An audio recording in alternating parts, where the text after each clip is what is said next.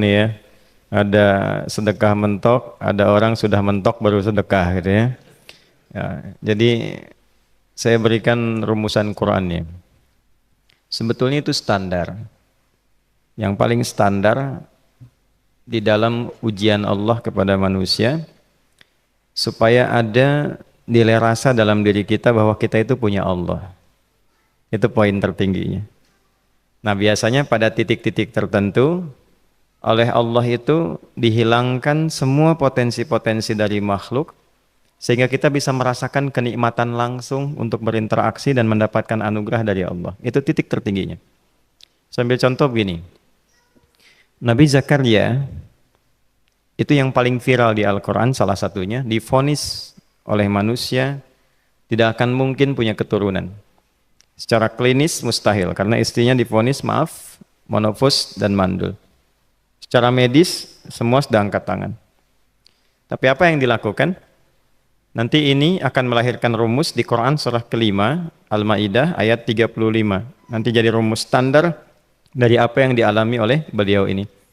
Di titik itu beliau menangkap isyarat bahwa ketika manusia sudah mengatakan tidak mungkin, itu tanda awal dari Allah supaya kita langsung memohon kepadanya karena Allah ingin memberi tanpa perantara siapapun. Maka dilakukanlah kemudian solat. Solat itu dalam bahasa Arab, terjemahan kitanya artinya sesuatu yang tersambung, terkoneksi. Karena itu saat kita sedang solat, kita sedang menyambungkan diri kepada Allah. Anta'budallaha ka'annaka tarah. Kata Mas Ihsan tadi. Kita menyembah Allah dan kita merasa diawasi, dinilai oleh Allah. Maka dalam solat itu beliau meminta. Ya, permintaannya viral. Qala rabbi habli min ladunka dzurriyyatan thayyibah innaka sami'ud du'a. Bahasa bebasnya begini, ya Allah, semua memvonis aku tidak akan mungkin punya keturunan. Sekarang aku memohon kepadamu saja yang tidak punya batas dalam pemberian. Nah, sebelum ke sedekah dengan harta, Allah mengajarkan dulu sedekahlah dengan tubuh kita. Karena tidak semua orang boleh jadi memiliki harta, tapi semua orang punya potensi untuk menggerakkan tenaganya untuk meminta. Oleh karena itu diletakkan sebelum harta itu solat. Kenapa rukun Islam yang kedua solat, selanjutnya zakat? Karena tidak semua orang bisa mengeluarkan harta. Kalau tidak ada satu pun mentok di harta, maka gunakan tubuh kita untuk menunaikan solat. Itu rumus Nabi Zakaria. Maka beliau tunaikan di mihrabnya Maryam, minta ke Allah. Rumus kedua, sebut nama Allah, Asmaul Husna, sesuai kebutuhan kita. Jadi nggak harus 99. Misal, ini mau menuntut ilmu, sekolah, sebut ya Allah ya Alim, pemilik ilmu. Ada persoalan rizki yang ingin kita dapatkan, ya Allah ya Razak. Ada proyek, ada kegiatan yang kira-kira tantangannya tidak mudah, ya Allah ya Al-Fattah. Ini beliau minta karena divonis tidak mungkin, maka meminta kepada Allah dengan nama pemberian tanpa batas, namanya Wahhab. Disingkatnya Hab. Rabbi habli, ya Allah yang tak punya batas dalam pemberian, mereka memvonis aku punya batasan, maka mohon anugerahkan darimu saja. Jika padamu belum sempat juga terkabul, maka mohon tunjukkan kepadaku dengan cara apa lagi aku mesti meminta. Maka dalam situasi mentok itulah kemudian turun langsung jawaban. Fanadathul malaikatu wa huwa qa'imun yusalli fil mihrab annallaha yubashshiruka bi Yahya. Tolong garis bawah ini. Orang-orang yang langsung memiliki kesadaran saat di titik paling krusial, terendah, dan kita merasa tidak punya apa-apa, lalu ada kesadaran kita punya Allah dan meminta, itu seketika nggak ada sekat, langsung dijawab seketika. Nah, karena itu biasanya di momen tertentu setiap kita itu pasti mengalami peristiwa itu apapun bentuknya.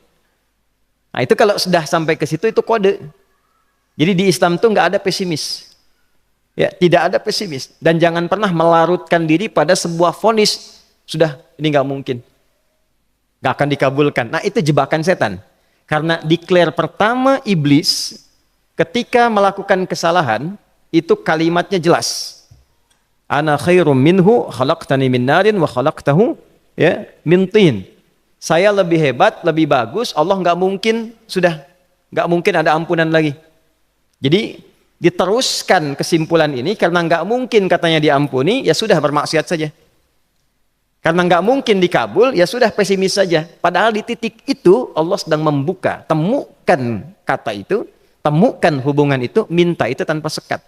Maka seketika malaikat turun menyampaikan, doamu dijawab. Itu sedang berdiri, baru selesai doa, belum selesai sholat, belum salam. Turun malaikat mengatakan, Allah kasih kabar, kamu akan punya anak, langsung namanya dari Allah Yahya. Jadi Yahya itu pemberian Allah.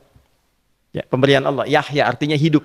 Yang mustahil menurut manusia, lahir seorang bayi dari rahim perempuan yang divonis menopause dan mandul, kata Allah, jadi dan hidup. Nah, rumus itu nanti terus dialami oleh para nabi, puncaknya di era Nabi Muhammad SAW, nanti melahirkan panduan di Quran surah 5 ayat 35. Ya ayyuhalladzina amanu ittaqullaha wabtaghu ilaihil wasilah. Perhatikan kalimatnya dengan detail ya. Hei semua orang yang masih merasa punya iman. Tuh iman kita disentuh. Jadi kalau mengalami persoalan di titik nadir, terendah, itu yang disoal oleh Allah imannya dulu. Kamu masih punya iman nggak? Orang beriman nggak mungkin pesimis. Orang beriman nggak akan putus asa. Orang beriman nggak akan bunuh diri. Imannya ditanya dulu. Katanya kau beriman, iman kamu di mana? Kalau masih punya iman, kata Allah, ini ujian dari saya supaya kamu nyebut saya. Katanya ingin mendekat, kata Allah kan? Ittaqullah. Nah ini rumusnya. Wabtaghu ilaihil wasilah. Kalau engkau pengen cepat dapat solusi, maka aku berikan perangkat untuk cepat mengabulkan doamu itu. Perangkat itulah disebut dengan takwa. Nah, takwa itu ada urutan 240 kali disebutkan dalam Al-Quran, dibagi pada 3 segmen. Segmen ibadah ritual, segmen ibadah sosial, satu lagi segmen rumah tangga. Ya, karena itu tinggal cari aja di ibadah ritual, misalnya sholat. Bangun tahajud malam, minta sama Allah, dekatkan diri kita. Salah satu kasusnya Nabi Zakaria. Ya, itu poin yang pertama. Yang kedua nanti ada maliyah sosial, itu yang tadi dipraktekkan, sedekah dengan harta. Ya, tidak harus banyak, yang penting Allah minta apa, ikhtiarkan, nggak akan dilihat berapapun nilainya. Yang dilihat itu ada nggak kemampuan mengimplementasikan imannya, itu poinnya. Titik itu, ya. Yang ketiga nanti di keluarga. Urutan pertama orang tua. Kata Ibnu Abbas radhiyallahu taala anhuma, tidak ada satupun aku melihat amalan tertinggi yang menarik perhatian Allah untuk memberikan ampunan pada orang taubat atau mengabulkan doa dengan cepat kecuali berbakti pada orang tua. Dan kisahnya viral sekali di Al-Bukhari, 3 orang terjebak dalam gua, kemudian tertutup batu besar karena berteduh hujan, tapi tertutup batu besar. Lalu ketiganya mendorong, tidak pernah bisa mengeluarkan tenaga yang mampu mengeluarkan mereka dari batu itu. Gak bisa gerak. Satu di antara 3 orang ini mengusulkan, sudah, ini tanda dari Allah. Jangan gunakan kekuatan kita lagi, kita diminta menggunakan kekuatan yang Allah berikan. Coba kita cari amalan rumus takwa tadi. Satu di antara 3 itu mengatakan, ya Allah, saya punya seorang ibu. Setiap kali saya berangkat kerja, saya akan selalu siapkan hidangan untuk ibu, khusus untuk susu sebelum tidur, itu saya yang minumkan langsung kepada beliau. Itu berlanjut selama hidup saya seperti yang kau ketahui. Satu kali, saya pulang dari kantor, dari pekerjaan, ibu saya sudah tertidur. Sementara susu belum diminum.